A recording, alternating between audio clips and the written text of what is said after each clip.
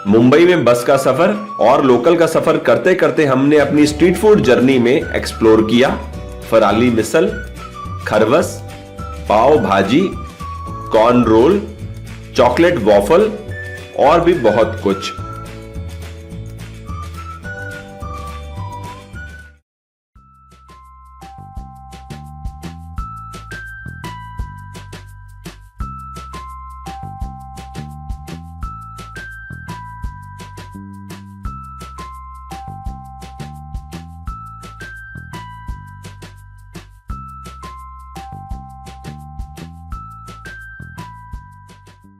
Hello friends, visa to explore में आपका स्वागत है। मैं हूं आपका होस्ट हरीश बाली।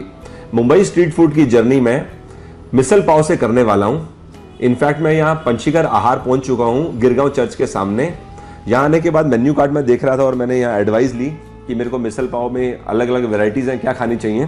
तो इन्होंने बोला अगर आप कुछ डिफरेंट खाना चाहते हो तो ये खाओ। फास्टिंग में लोग खाते हैं लेकिन यहाँ पर बहुत पसंद करते हैं। इसका नाम है फराली मिसल।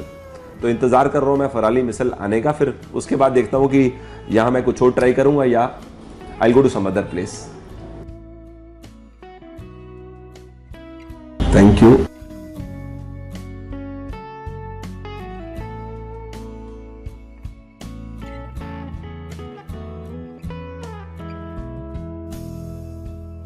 देखने में सबसे पहले थोड़ा अजीब सा इसलिए लग रहा है मुझे क्योंकि आज से पहले जो मैंने मिसल खाया है, इनफैक्ट जब मैं पहले मुंबई में रहता था, वो ब्राउन कलर की ग्रेवी में होता था। तो इस तरह की वाइट कलर की gravy, in fact of white types जो कलर है, ये मैं देखकर ये गेस कर सकता हूँ कि नारियल रीज़न हो सकता है इसका ऐसा होने का। साथ में मुझे बताया गया है कि इसके अंदर नारियल है। ऑर्डर देते टाइम मैंने समझा क्रस्ट फॉर्म में। इसके अंदर साबूदाना है। ऊपर जो ये सेव डाली गई है, ये आलू की सेव है। ये सेव सिंगदाना मुझे दिखाई दे रहा है। यहाँ पर मूंगफली के दाने को सिंगदाना बोलता है मुंबई में। मैं इसको मिक्स कर लेता हूँ अच्छे से। ऑर्डर देते टाइम मैंने इनसे पूछा कि इसको कैसे खाते हैं, पाव के साथ खाते हैं या कैसे खाते हैं मिसल को, जो फराली मिसल है। मुझे बताया गया कि इसको 3 तरह से खा सकते हैं। या तो आप इसको एज इट इज़ खा लो, या सेकेंड ऑप्शन आप साथ में दही ले लो। थर्ड ऑप्शन है कि आप साथ में नारियल चटनी ले लो। तो मेरे को दही थोड़ा सा ऑड लग रहा था, कोई रीज़न नहीं, बट ऐसा थोड़ा ऑड लगा, तो मैंने साथ में ले लिया नारियल की चटनी। पहले मैं इसको ऐसे खा के देता हूँ, बाद में नारियल चटनी के साथ। मेरे को इसमें आलू का पीस दिखाई दे रहा है सेपरेटली, तो थोड़े जीरा के पीसेस भी हैं, विच शोज़ कि हो सकता है अलग से आलू जीरा का तड़का लगाया गया हो इसको बनाते समय। Quite right. मेरे को थोड़ा जो इस चटनी का आइडिया है वो ये है कि ये नारियल से बनती है और इसमें थोड़ी चिल्ली का इस्तेमाल करते हैं, नमक और मामूली सी मिर्च के अलावा। सेपरेटली टेस्ट कर ली जाए। उफ, बहुत ही अमेजिंग चटनी है ये। एक बाइट और लेता हूं।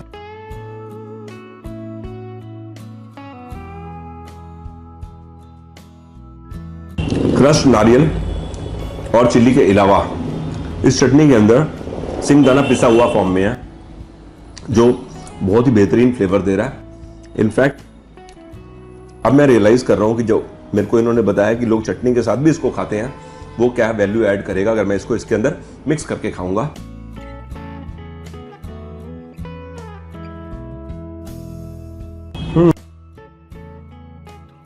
सो राइट, टेस्ट फर्दर एनहांस हो गया। मजेदार चीज है। ये पंचीकर जो रेस्टोरेंट है, ये महाराष्ट्रन फूड के लिए काफी फेमस है इस गिरगांव एरिया के अंदर। इनफैक्ट अभी जब हम सुबह आ रहे थे तो मैंने टैक्सी ड्राइवर से भी पूछा था कि मेरे को पंचीकर जाना है, मैं गूगल मैप्स में ऑन कर दूं, तो टैक्सी ड्राइवर ने बोला मुझे मालूम है, मैं आपको ले जाऊंगा। तो उससे मेरे को आइडिया लग गया कि फेमस है, बिकॉज वहां से CST के यहाँ पहुंचते पहुंचते थोड़ा डिस्टेंस है, हो सकता है लोग ना जानते हो, but this seems to be a popular place.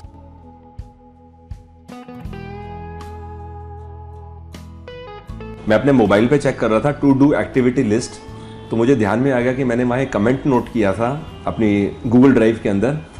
किसी ने लिखा था मेरे को कि मुंबई में अगर आप जाएंगे तो वहाँ राजगीरा पूड़ी ज़रूर खाना। यहाँ मेन्यू कार्ड में देखा तो मेरे को दिखी राजगीरा पूड़ी। थोड़ा मैंने देखा, समझा और अपने लिए ऑर्डर कर ली है। हम 2 लोग हैं तो दोनों मिलकर इसको खाएंगे। तो मैं आपको पहले बेसिक बता देता हूँ जो मैं समझाऊँ इसके बारे में। इसको बोलते हैं राजगीरा पूड़ी। ये ऐसे कलर के डार्क ब्राउन कलर हो जाता है जब इसको डीप फ्राई किया जाता है ऑयल के अंदर। साथ में मेरे को इन्होंने दिए हैं आलू जो कि देखने में जीरा आलू जैसे लग रहे हैं, और ये ग्रीन चटनी जो कि नारियल से है। मैंने अभी ये ग्रीन चटनी खाई। अंडरस्टैंडिंग के लिए मैंने इनको रिक्वेस्ट करके राजगीरा मंगा लिया, क्योंकि मेरे को इसको बिल्कुल नॉलेज नहीं थी राजगीरा क्या होता है। तो मुझे इन्होंने बोला कि राजगीरा जैसे आप गेहूं का आटा खाते हो, ये राजगीरा होता है, इसका भी आटा बनता है। तो ये राजगीरा है मेरे हाथ में। ये बड़े छोटे छोटे से पीसीज हैं इसके, इसको क्रश करते हैं और इसका आटा बनाया जाता है, जो कि ये बोलते हैं इसको राजगीरा आटा। ये देखने में ऑफ वाइट कलर जैसा लग रहा है, लेकिन purely on the face of it जो देख के लग रहा है, ऐसा लग रहा है नॉर्मल जो हम आटे की पूड़ी बनाते हैं उससे थोड़ी ज्यादा मोटी है। आलू ऐड करने से पहले केवल मैं पूड़ी का एक बाइट ले लेता हूं।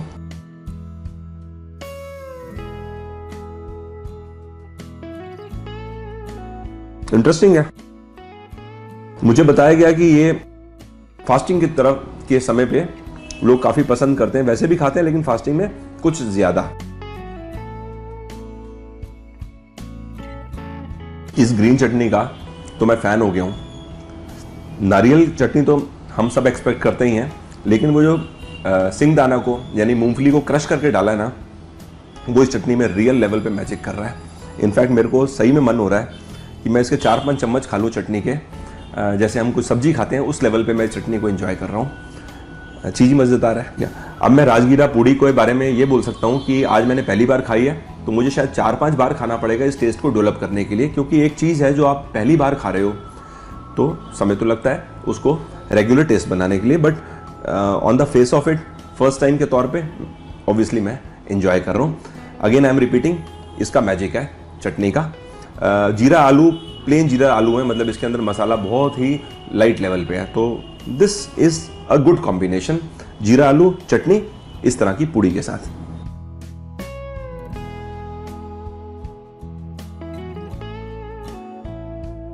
मैंने यहाँ पर महाराष्ट्रन फूड बहुत एंजॉय किया, तो मेरे को मिस्टर पंचीकर मिल गया, तो मैंने इनको बोल दिया कि आपका खाना मुझे बहुत स्वाद लगा, तो ही इज़ वेरी हैप्पी। तो कुछ बताइए अपने बारे में।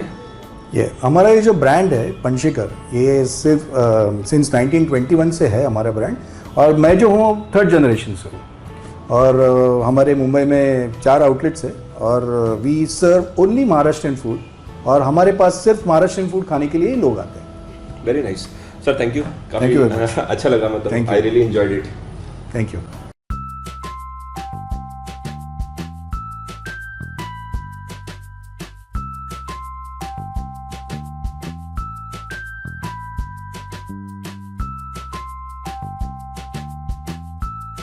गिरगांव चर्च से वॉकिंग डिस्टेंस पर यह शॉप है प्रकाश दुग्ध मंदिर। मैं यहाँ पर आया हूँ खरवस खाने। शॉप मेरे पीछे, मैं छाया की तरफ आ गया। खा के एक तो मैं आपको इसके बारे में बताऊंगा, साथ में मैंने जो इन्फॉर्मेशन गेन करी है ये क्या चीज़ है उसके बारे में भी आपको बताता हूँ। ये स्वीट है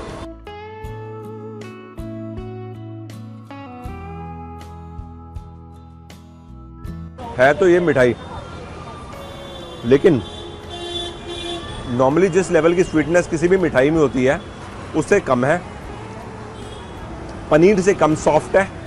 मैं पनीर इसलिए बोल रहा हूँ क्योंकि पनीर भी हम ऐसा बाइट मिले तो ऐसा ही शेप होती है, पनीर से सॉफ्ट है। जैसे नॉर्थ इंडिया में कलाकंद मिठाई मिलती है, टेस्ट कुछ कुछ उसके जैसा है। अब बताता हूँ मैं आपको ये चीज़ है क्या। जब भैंस बच्चा देती है तो उसके बाद कुछ दिन तक, 1 हफ्ता या 10 दिन तक जो दूध देती है भैंस, उस दूध को बॉईल किया जाता है। उस दूध में कुछ लोग नॉर्मल दूध मिलाते हैं, कुछ लोग नहीं मिलाते हैं। उसके बाद जैसे वो आप इडली बनाते हो कुकर के अंदर, फ्रेम्स के अंदर स्टीम से इडली कुक होती है, ऑलमोस्ट सेम मेथड से खरवस को बनाया जाता है। अब इस खरवस को खाते समय तो मुझे ठंडा सर्व किया गया है, लेकिन अगर इसको मैं रूम टेम्परेचर पे भी छोड़ दूंगा तो ये पानी ज़रूर छोड़ेगा, लेकिन पूरा मेल्ट नहीं होगा। जैसे नॉर्मल दूध को आप फ्रीज करके वापस रूम टेम्परेचर में छोड़ दोगे मेल्ट हो जाएगा, ये मेल्ट नहीं होगा। ये डिफरेंस मैंने इनसे समझा। टेस्ट बहुत अमेजिंग है। मैंने वापस मेंशन कर रहा हूँ, बहुत ज़्यादा मीठा नहीं है कि खाने में पेन हो, तो एक आदमी 2-2.5 पीस आराम से खा सकता है।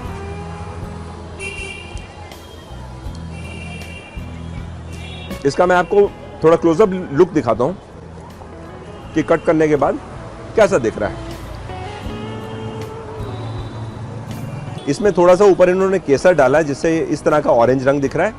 खाते समय मेरे को इलायची का भी फ्लेवर आ रहा है।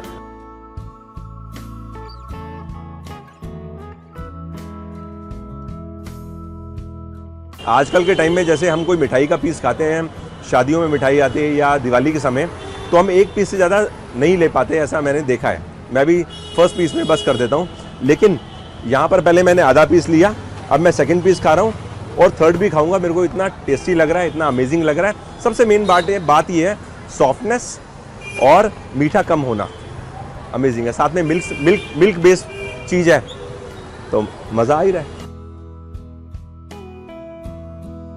खरवस खा के मज़ा आ गया। आने वाले कुछ दिनों में मैं कोशिश करूंगा कम से कम एक जगह खरवस और खाऊं बिफोर आई लीव मुंबई। वैसे आपकी नॉलेज के लिए बता देता हूं, इस शॉप के अंदर सिटिंग स्पेस भी है, 4-5 लोग बैठ के खा सकते हैं, लेकिन आज उपवास होने की वजह से स्टाफ कम है तो इन्होंने केवल पार्सल काउंटर ऑन किया हुआ है। पार्सल मतलब आप खड़े होकर खा लो या फिर पैकिंग करा के ले जाओ, तो इसलिए हम लोग ने बाहर खड़े होकर खरवस को एंजॉय किया।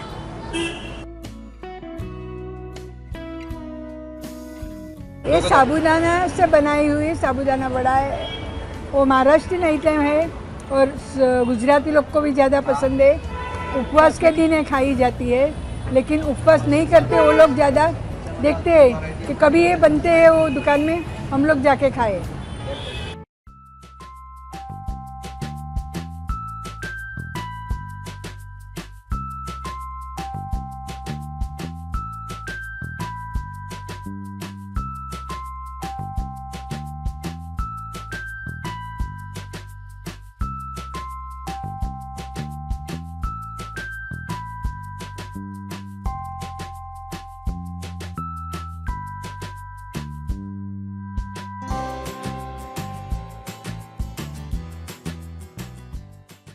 गिरगांव नाका पे 2 पाव भाजी की पॉपुलर शॉप्स हैं, जलसा और मनोहर।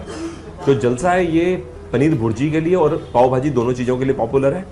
इस समय मैं खा रहा हूँ पाव भाजी, क्योंकि पनीर भुर्जी तो कहीं पे भी खा सकते हैं। मुंबई की पाव भाजी बहुत स्पेशल है। जब मैं यहाँ पर आया तो मैंने पाव भाजी अपने सामने बनते हुए देखा तो मुझे समझ में आया कि भाजी के अंदर मेन 4 वेजिटेबल्स हैं जो डल रही हैं। एक तो आलू और मटर को बॉईल करके डालते हैं, दूसरा टमाटर और शिमला मिर्च को काट के डाल देते हैं अंदर। शुरू में मैंने देखा कि तड़का लगा रहे थे बटर को जीरा डालकर, बाकी नमक और मिर्च। बाकी मैं आपको खाने के बाद बताता हूँ कि मुझे ये भाजी कैसे डिफरेंट लग रही है नॉर्थ इंडियन भाजी के मुकाबले में जो हम पाव भाजी के नाम पे खाते हैं।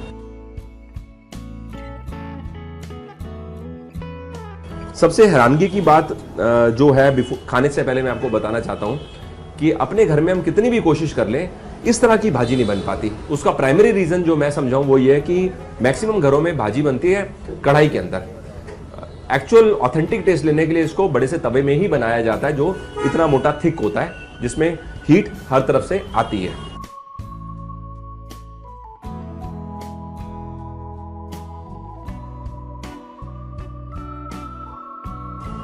बहुत ही बेहतरीन ढंग से भाजी को क्रश किया गया है। भाजी का मतलब है वो 4 चीजें जो इसके अंदर डली। मटर की कोई भी बाइट टेस्ट के अंदर नहीं आ रही है, आलू सब कुछ क्रश होके फ्लैट हो चुका है। सिर्फ एक ही चीज मेरे को टेस्ट के अंदर महसूस हो रही है जिसको मैं बाइट के नाम से बोल सकता हूँ, मुझे एफर्ट करना पड़ रहा है उसको खाने के लिए, वो चीज़ है धनिया।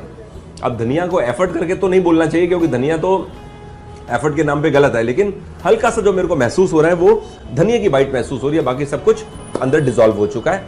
अच्छे से इन्होंने उसको क्रश किया। मेन मसालों में क्या डाला उससे ज़्यादा इंपॉर्टेंट है किस रेशो में डाला। बाकी मैं 3-4 बाइट्स और भाजी की लेता हूँ, उसके बाद अपना एक्सपीरियंस इसके बारे में आपको बताऊंगा।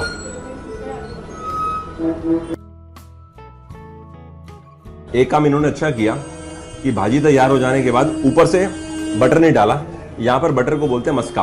अब कहने को तो ये बटर पाव भाजी ही है, लेकिन मेरा पर्सनल एक्सपीरियंस में या मेरे ओपिनियन में जब हम भाजी पे बहुत सारा बटर, एक तो बटर में बनाया और दूसरा भाजी के ऊपर जब बटर डाल देते हैं तो खाने में एक्चुअल में हमें बटर का ही स्वाद आता है जिसको हम बोलते हैं पाव भाजी अच्छी है, लेकिन रियलिटी में मज़ा ख़राब हो जाता है। अब पाव के ऊपर इन्होंने काफ़ी सारा बटर लगाया तो मैंने मना नहीं किया, बट वो अपनी चॉइस है। अगर किसी को बटर कम खाना है तो मना कर सकते हैं कि मेरे को बटर मत लगाओ। हाँ, ये बात तो मैं ज़रूर बोलूँगा, आज से पहले मेरे जो पाव भाजी के एक्सपीरियंसेस रहे हैं नॉर्थ इंडिया के अंदर, उसके कंपैरिजन में पाव भाजी एकदम डिफरेंट है। उसका एक रीज़न मेरे को और समझ में आया, नॉर्थ इंडिया के अंदर पाव भाजी बनाते टाइम जो भाजी बनती है उसके अंदर ये 4 चीज़ों के अलावा काफ़ी कुछ और भी डलता है। हालांकि क्रश करने का काम तो वहाँ पर भी होता है, लेकिन कभी बार गोभी डाल देते हैं उसके अंदर, कभी कभी उसके अंदर कद्दू डाल देते हैं, तो नंबर ऑफ आइटम्स 8 या 10 हो जाती हैं। तो ये कह लो कि ऑथेंटिसिटी जो चीज़ की है, जो ट्रेडिशनल टेस्ट है मुंबई की पाव भाजी का, वो डिजॉल्व हो जाता है। एक चीज़ है जो मेरे को नहीं समझ में आ रही, to be very frank and honest, कि इसका ऐसा कलर कैसे आया। हम लोग ने, मैं मानता हूँ कि घर में हम लोग बनाते हैं कढ़ाई के अंदर, लेकिन कलर तो उसके अंदर भी आना चाहिए। अगर टमाटर डाल रहे हैं, साथ में कश्मीरी मिर्च भी डाल रहे हैं, तो वो एक चीज़ है जो मेरी समझ के बाहर है। खाना ख़त्म करने के बाद मैं यहाँ पर ओनर है, उनसे पता लगाऊंगा कि इस तरह का कलर कैसे आया। हालांकि बनते तो मैंने अपने सामने देखा, लेकिन मैं फिगर आउट नहीं कर पाया कि एकदम से कलर इस तरह से लाल में कैसे शिफ्ट हो गया। तो I try and find that out.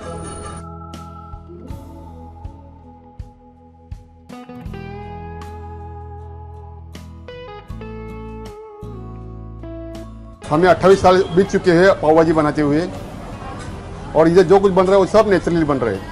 जो पाव भाजी में जो लाल कलर आ रहा है, तो इस मिर्ची की वजह से, चटनी की वजह से आ रहा है, जिसमें लहसुन चटनी और बेड़की मिर्ची दोनों मिला के वो पेस्ट किया जाता है। और बेड़की मिर्ची हम लोग इस्तेमाल करते हैं पाव भाजी बनाने के लिए, जिससे पाव भाजी का कलर जो लाल आ रहा है।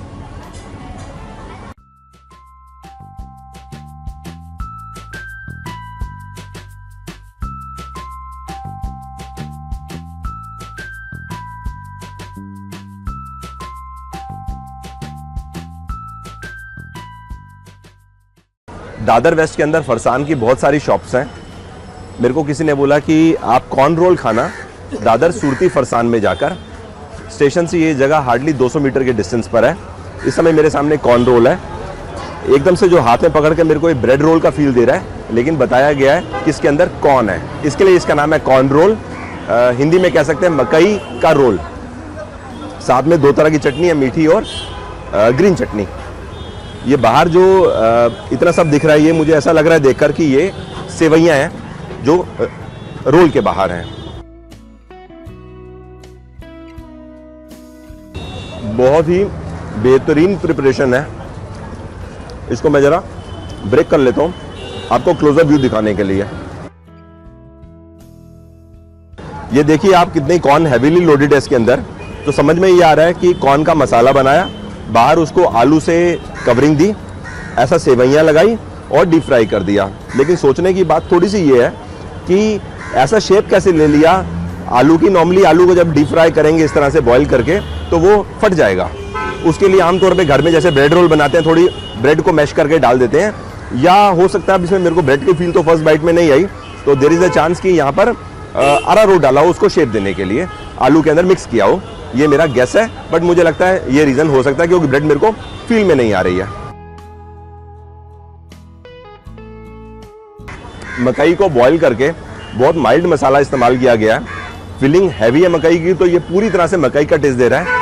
आलू बड़ा सॉफ्ट लेवल पे बाहर लगाया गया है, बट अगेन ये ओवरऑल जो पैकेज है, कॉम्बिनेशन है, बड़ा मजेदार है। ऑयल नॉर्मली मेरे को हमेशा घर में कंप्लेंट रहती है कि ब्रेड रोल जब घर में बनते हैं तो ऑयल उसमें हैवीली लोडेड होता है, लेकिन इसके अंदर ये खाने से मेरे को ऐसा लग रहा है कि ऑयल कम है। हालांकि डीप फ्राई है, लेकिन ऐसी फील आ रही है, less of oil. Amazing taste, मज़ा आ गया। इनफैक्ट ये दोनों चटनी के साथ तो बहुत मज़ेदार काम कर रहा है। अगर आप मुंबई में हैं, दादर आते हैं, तो ये चीज़ को मिस नहीं करना चाहिए, ऐसा मुझे लगता है। Last thing on this is Surti farsan shop का नाम है। सूरती का मतलब हो गया सूरत से। तो मैंने भी पता लगाया कि ये शॉप कितनी पुरानी है, तो मुझे बताया गया 1947 से है। तो हो सकता है ओनर्स सूरत से आए हों, तो इसलिए नाम इसका दादर सूरती फरसान रख दिया हो।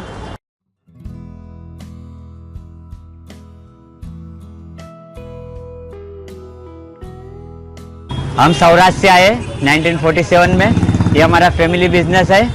सुबह 5 बजे आते हैं, 7 बजे तक सब आइटम रेडी होता है, रात को 9 बजे तक मिलता है। स्पेशली मैं यहाँ पे समोसा के लिए आता हूँ, 15 साल से आ रहा हूँ।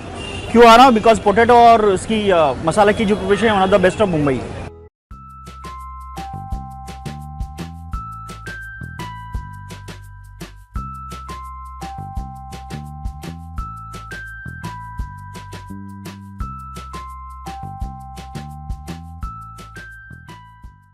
इस समय मैं दादर वेस्ट में तांबे आरोग्य भवन में सीरा खाने के लिए आया हूँ। जैसे मैं यहाँ पर आया तो मैंने पूछा कि ये महाराष्ट्रन फूड रेस्टोरेंट है तो मीठे में कुछ मिल सकता है, तो उन्होंने बोला सीरा। तो मुझे समझ में नहीं आया, तो मैंने बोला सीरा किससे बनता है समझने के लिए, तो इन्होंने बताया रवा से बनता है। तो मेरे को रवा से नहीं समझ आया कि रवा क्या है, तो मैंने इनको बोला रवा दिखाओ, तो बाद में मेरे को मालूम चला कि यहाँ पर सूजी को रवा बोलते हैं। तो इन्होंने मेरे को दिखाने के लिए थोड़ा सा सूजी लिया है कि इससे बनता है, तो दैट्स वन। मुझे नहीं मालूम था कि सूजी को रवा बोलते हैं। अब जितना मैं ऑब्वियसली सूजी का हलवा हम लोग नॉर्थ इंडिया में खाते हैं, तो इसको बनाने का घी का तड़का लगता है, सूजी इस्तेमाल होती है, शक्कर इस्तेमाल होती है, और कुछ लोग फ्लेवर के लिए इलायची डालते हैं। ये बेसिक इसका प्रिपरेशन का स्टाइल है। अब इसको मैं खा के इंजॉय भी करता हूँ और आपको बताता हूँ इसके बारे में। सूजी का हलवा हो या कोई भी हलवा हो, मज़ा गर्म खाने का ही आता है। कुछ अगर नमकीन खाया हो या आपने लंच किया है उसके बाद ये अच्छा स्वीडिश का काम भी कर सकता है। तो मुझे आइडिया नहीं था कि यहाँ पर सीरा बोलेंगे तो उसका मतलब इस तरह का सूजी का हलवा होगा, बट इंटरेस्टिंग। गर्म पानी की कंसिस्टेंसी और शक्कर दोनों इसमें सही लेवल पे है।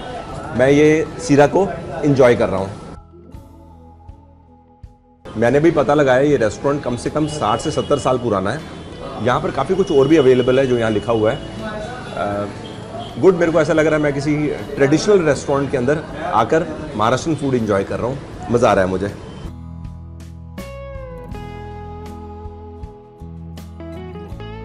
तांबे आरोग्य भवन हॉटेल 70 वर्ष झाली चालू होऊन त्याच्यात आम्ही नाश्ता देतो आणि जेवण पण देतो।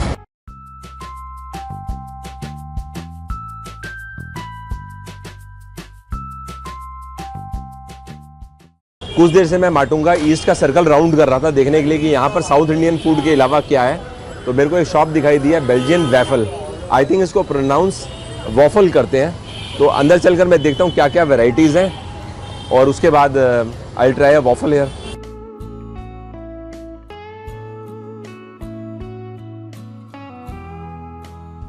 मैं पहली बार इस तरह का वॉफल खा रहा हूँ, तो मेरे को श्योर नहीं है कि मुझे क्या खाना चाहिए, तो इन्हीं से समझ लेते हैं और फिर मैं ऑर्डर कर दूंगा। तो आपका क्या स्पेशल प्रिपरेशन है यहाँ की? सर देखिए, आप अगर फर्स्ट टाइम ट्राई कर रहे हैं तो मेरी सजेशन है कि आप dark and white waffle try कर सकते हैं। डार्क एंड वाइट वॉफल में आप chocolate waffle with white chocolate आपको प्रोवाइड करेंगे, लेकिन अगर आप इसमें आइसक्रीम ऐड करते हैं तो ये और भी ज़्यादा बेटर टेस्ट करेगा। नॉर्मली हम इसे आइसक्रीम के बिना देते हैं, लेकिन आप मेरी सजेशन ये है कि आप आइसक्रीम के साथ इसे ट्राई कीजिए। तो आइसक्रीम मिलाकर 140 रुपीज़ या आइसक्रीम का सेपरेट? नहीं सर, आइसक्रीम का only waffle is for 140 rupees, ice cream के साथ आपको 60 रुपीज़ ऐड करें। 60 रुपीज़ जी, ग्रेट है। सो टोटल अमाउंट 200 रुपया 200 रुपीज़ जी। तो ये आप एक कर दीजिए। पूरा बन के मेरे पास ये वॉफल आ गया है। मैंने बनते समय अपने सामने देखा, सबसे पहली बात है कि जो बैटर होता है उसके अंदर 3 इंग्रेडिएंट्स होते हैं, बेसन, ऑयल और पानी। ये तीनों मिला के वाइट कलर का बैटर तैयार होता है, मतलब जो बेसन का कलर होता है। उसमें चॉकलेट का फ्लेवर देने के लिए कोको पाउडर ऐड करते हैं, तो बन गया वो चॉकलेट बैटर। उसको डाल देते हैं इस मशीन के अंदर जहाँ पर वो बेक होती है। 5 मिनट 7 मिनट या 8 मिनट लगते हैं बेक होने में, तो ऐसा वॉफल तैयार हो जाता है। उसके अंदर फिल करते हैं वाइट चॉकलेट, उसके ऊपर वनीला आइसक्रीम, क्योंकि मैंने वनीला आइसक्रीम ऐड करवाई है, और उसके साइड्स में भी चॉकलेट आ जाता है वाइट कलर की। तो ये हमारा हो गया पूरा डिश तैयार। ये खाने के बाद भी खा सकते हैं, वैसे भी खा सकते हैं। बाकी खाने के बाद मैं आपको उसको बताता हूँ। उससे पहले एक क्लोजअप व्यू दिखा देता हूँ दिख कैसे रहा है। ठीक है, ये कोन में सर्व किया है, तो ये सो दैट कुछ गिरे तो इस कोन के अंदर गिरे। 1-2 बाइट और लेता हूँ, फिर इसके बारे में थोड़ा मैं डिटेल में एक्सप्लेन करता हूँ।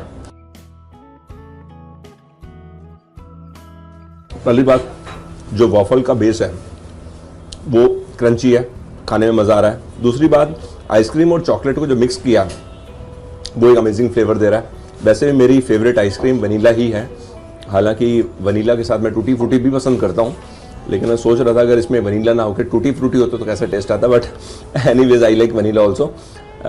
आइसक्रीम प्लस वाइट चॉकलेट का मिक्सचर इस तरह के बेस के में क्रंचीनेस के साथ मज़ेदार है। बाइट लेने के बाद सबसे पहले जो फील आता है वो चॉकलेट का ही आता है। उसका रीज़न क्या है, इन्होंने बाहर यहाँ पे चॉकलेट लगाया, तो पहले चॉकलेट का फील आता है, उसके बाद फील आता है इस बेस का जो कि वॉफल है, उसके बाद वेनिला का फील आता है। तो ये बटले, ये तीनों चीज़ें एज ए कॉम्बिनेशन मज़ेदार है। मीठा ऑब्वियसली चॉकलेट है तो मीठा होगा ही होगा, लेकिन बीटर साइड पे मीठा नहीं है क्योंकि चॉकलेट ये नॉर्मल वाली चॉकलेट है, वो डार्क चॉकलेट होती है, वो चॉकलेट नहीं है। मैं मज़ा इन्जॉय कर रहा हूँ। गुड कि मेरे को ये माटूंगा इसमें ये आउटलेट देखा और मैं यहाँ पर आ गया, तो मैंने इनसे थोड़ा पता भी लगाया जब तक ये बन रहा था कि और कहाँ है, तो इन्होंने बताया इनके यहाँ 15-20 आउटलेट है मुंबई में। एक कह रहे हैं कि गिरगांव चौपाटी में भी है, हालांकि आज मैं प्लान कर रहा हूँ गिरगांव चौपाटी जाने का आफ्टर दिस, देखते हैं जाता हूँ नहीं जाता, लेकिन that's what I have been told.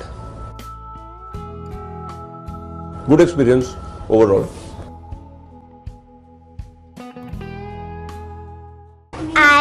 I ate the Nutella waffle and I come here every 2 months. This is my favorite waffle shop and I am in 5th grade.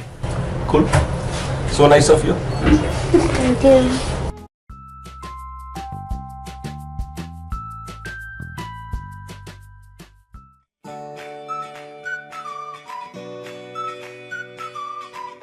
मैं उम्मीद करता हूं आपने south Mumbai street food episode 1 enjoy किया होगा। Next episode में आप देखेंगे chocolate shake at Girgaon Chowpatty, thali Peeth eight Thakurdwar, पाव भाजी एट गिरगांव नाका और भी बहुत कुछ। Goodbye for now, thanks for your time.